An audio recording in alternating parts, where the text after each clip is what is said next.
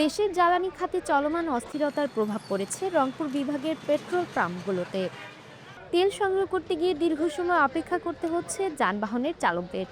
বিশেষ করে মোটরসাইকেলের দীর্ঘ সারি দেখা যাচ্ছে বিভিন্ন পাম্পে। রংপুর নগরীর বিভিন্ন এলাকা ঘুরে দেখা যায় অধিকাংশ পেট্রোল পাম্পে তেল নিতে গিয়ে মোটরসাইকেল ও কার গাড়ির দীর্ঘ লাইন তৈরি হয়েছে।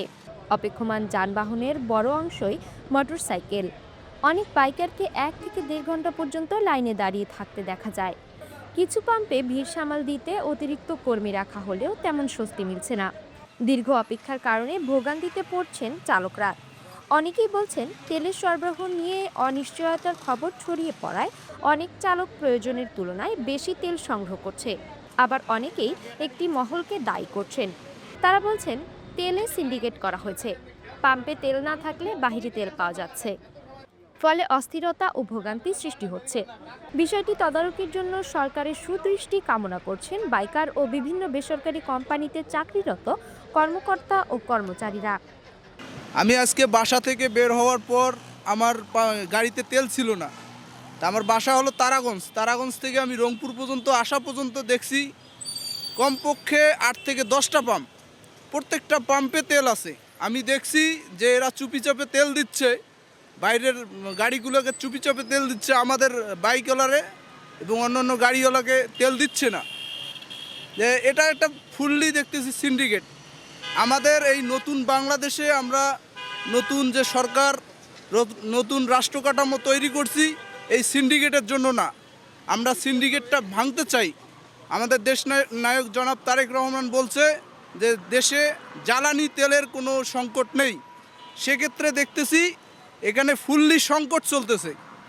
এই আমরা এটার মাননীয় সরকারের কাছে আমরা এর একটা সুদৃষ্টি আমি তার কাছে কাম্য করতেছি যে আমরা এই সিন্ডিকেট থেকে আমরা যেন খুব দ্রুত বের হইতে পারি। এটা কারণ আমাকে পুরো জবটাই আমার হচ্ছে বাইকের উপরে, কারণ আমাকে মার্কেট ভিজিট করা লাগে, যেখানে আমার পার ডে তেল দেখা যাচ্ছে 300 থেকে 400 টাকার তেল লাগে। 200 টাকা আমাকে আবার এক পাম্পে টাইম আবার এরকম 40 জন বা 25 জনের পেছনে দাঁড়িয়ে থেকে আবার তেলটা নেওয়া লাগবে। এটা হচ্ছে মূল সিন্ডিকেটের কারণ হচ্ছে দেখেন পাম্পগুলোতে তেল নাই, কিন্তু হচ্ছে লোকাল দোকানগুলোতে। আমি ধরেন গাইবান্ধা থেকে আসতেছি সকাল থেকে, এটা হচ্ছে পাম্প, মানে পাম্প যারা তারাই তৈরি করতেছে। কারণ তেল তো হচ্ছে লোকাল বাজারে যে তেলটা এরা কোথায় পায়? পাম্প থেকে পায়। তো এই পাম্পরা যদি লোকাল বাজারে না সেল করে তাহলে তারা পাইতো না। তারা এখন 200-250 টাকা 300 টাকা লিটার সেল করতেছে। তো মূল সিন্ডিকেট হচ্ছে পাম্পওয়ালাগুলো। এদিকে আজ মঙ্গলবার সকালে সচিবালয়ে নিজ দপ্তরে সাংবাদিকদের সঙ্গে আলাপকালে বিদ্যুৎ, জ্বালানি ও খনিজ সম্পদ মন্ত্রী ইকবাল হাসান মাহমুদ টুকু জানান, দেশে তেলের পর্যাপ্ত মজুত রয়েছে। তবে ক্রেতারা প্রয়োজনীয় অতিরিক্ত তেল সংগ্রহ করায় সরবরাহ করতে কিছুটা দেরি হচ্ছে। তিনি দেশবাসীর প্রতি সাশ্রয়ী হওয়ার আহ্বান জানিয়ে বলেন, অতিরিক্ত তেল সংগ্রহ না করলেই সরবরাহ স্বাভাবিক থাকবে। সবাই প্রয়োজন অনুযায়ী তেল পাবেন।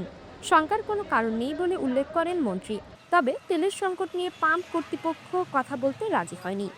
হারুনুর রশিদের তথ্য, শামসুল হকের ক্যামেরায় সাইমা শুভ্র, আবেগ টিভি।